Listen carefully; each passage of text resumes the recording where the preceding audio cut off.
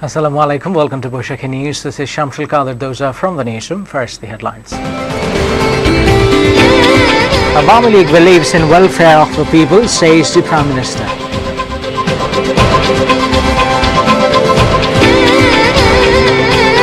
BNP ensures equal rights to people belonging to all religions, says Khaleda Zia.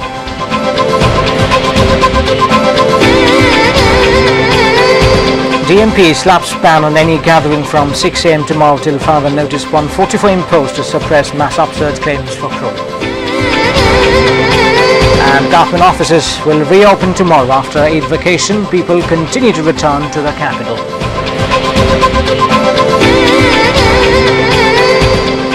And those are the headlines. Now the details. Prime Minister Sheikh Hasina has said whenever in power, Awami League strove to ensure the welfare of the people. The Premier was exchanging views with the City Corporation and Municipal Mayors, Upazila Chairman and Vice Chairman at the Ganon Bhavan this afternoon. She said since Awami League was elected in 2008, the government continued to work for the country's development, including infrastructure. Hasina said though her government did its best for the people, there is yet to do a lot more. Regarding the possible schedule of upcoming national polls, the Premier said work is on to prepare the draft.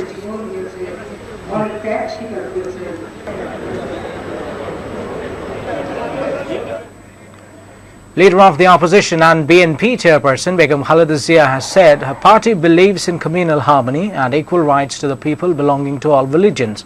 Exchanging views with the members of the country's Hindu community at the Ladies Club, Khaleda said she does not believe in any discrimination by minority. She said people belonging to any religion in this country should be known as Bangladeshis. Referring to the communal violence in the coastal district of Ramu, opposition chief said she and her party condemn such act of violence and rushed to the spot soon after the incident. She called upon all to vote for BNP to ensure uninterrupted development of the country. Police have imposed an indefinite ban on meetings, processions and rallies in Dhaka metropolitan area from 6 a.m. tomorrow. Dhaka Metropolitan Police DMP slapped the ban today, 5 days ahead of an anti-government rally to be organised by BNP-led 18-party opposition combined to press home its demand of restoration of the caretaker government system. DMP Commissioner Benazir Ahmed issued a notice in this regard. Meanwhile, Joint Commissioner of DB Munirul Islam at a press briefing said the move was made following the repeated threat of the opposition to create unrest, asking its activists to arm with sharp weapons.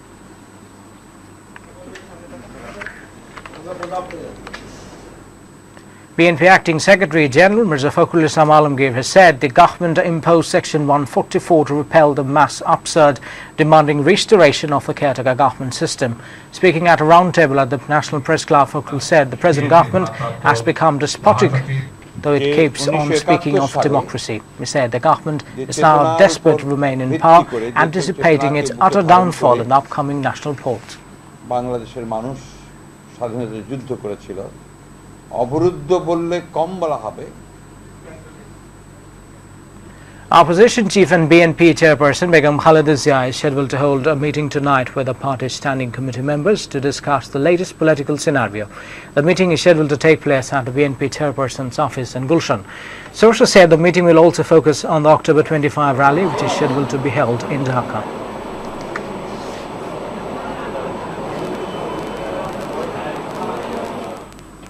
Well, Jatiya Party today termed as unclear Prime Minister Sheikh Hasina's speech outlining the formation of all-party poll-time government. AVM Ruhul Amin Halada, the Secretary General of the party, said this at a press conference on behalf of Party Chairman H.M. Ershad at Jatiya Party's Bandi office in the capital. Jatiya Party's reaction came a day after Sheikh Hasina proposed guidelines and framework of all-party election-time government. State Minister for Law Advocate Kamrul Islam said it now lies with the opposition whether it would choose the path of conflict or peace following the speech of the Prime Minister. He made the view at a discussion at the Dhaka Reporters Unity Auditorium in the capital today. Kamrul said the suggestion given by the Prime Minister paved a long way to resolving the country's ongoing political crisis. Kamrul said he hopes now the opposition would come up with some constructive move in the larger interest of the people and the country.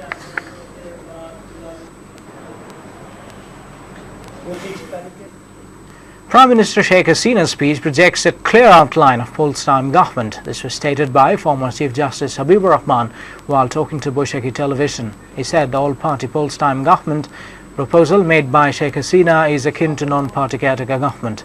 Meanwhile, senior lawyer Shadhin Malik said he feels there is no barrier for the Prime Minister to become chief of the post-time government. However, he suggested the Premier not to keep Home, Defence and Public Administration ministries under her control. On the other hand, Justice Syed Amirul Islam expressed the view that the possible framework of the election-time government is sketched out in the Prime Minister's short speech. However, the guideline for an all-embracing interim governmental head was not clear, added he. All the government offices in the capital will remain reopened tomorrow after a 5-day-long vacation of Eid al-Azha. People have already started returning to their workplaces after celebrating Eid al-Azha with their near ones. City launch, train and bus terminals witness a mad rush of people returning to the capital. However, the capital, Dhaka, is yet to get back its usual look as the traffic flow is still thin on the city's main thoroughfares.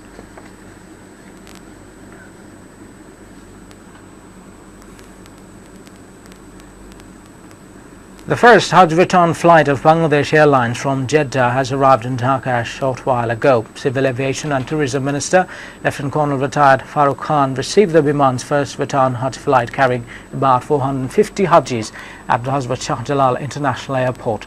Return Hajj flights will continue till November 18. This year, 89,000 pilgrims from Bangladesh performed Hajj. Now news from abroad. The US has asked the Syrian government to allow immediate aid convoys to starving civilians cut off in rebel-held suburbs of Damascus. Washington said the army's month-long siege left people in desperate need of food, water and medicine.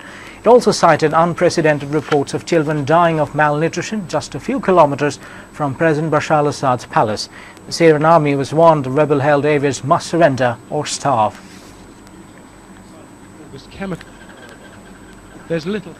Police in the Maldives are preventing a presidential election from going ahead, said eyewitnesses in the capital, Malé. The Electoral Commission had made a last-minute announcement that the vote would be held as planned on Saturday. But Commission head Fuad Tawfiq said police had entered his offices and were stopping officials distributing election materials. Two candidates have sought to have the poll delayed because they had not approved the voter register. And how quickly they will see the benefits. Malé tell a different story. 72 people are now known to have died when a boat capsized a week ago in the river Niger in Mali. Rescuers found the bodies of dozens more passengers overboard. The boat was refloated, said Mali's Security Minister Sadar Samak. He said 210 people survived the attack, in which the vessel broke up near Kona while en route north from the town of Mopti to Timbuktu. Witnesses had said the boat was overloaded with cargo. He said 72 had died and there were 210 survivors, of whom 11 were lightly injured. Few women who also. And now in sports, in English Premier League, defending champions Manchester United will take on Southampton at Old Trafford tonight. On the other hand, in Spanish La Liga, Real Madrid will play against Malaga at Santiago Bernabeu. The match will begin on 8 p.m. Bangladesh time. In other match, Giants Barcelona will face Osasuna at 12 a.m. Bangladesh time. Lionel Messi is expected to be seen in the Barcelona 11, overcoming his injury.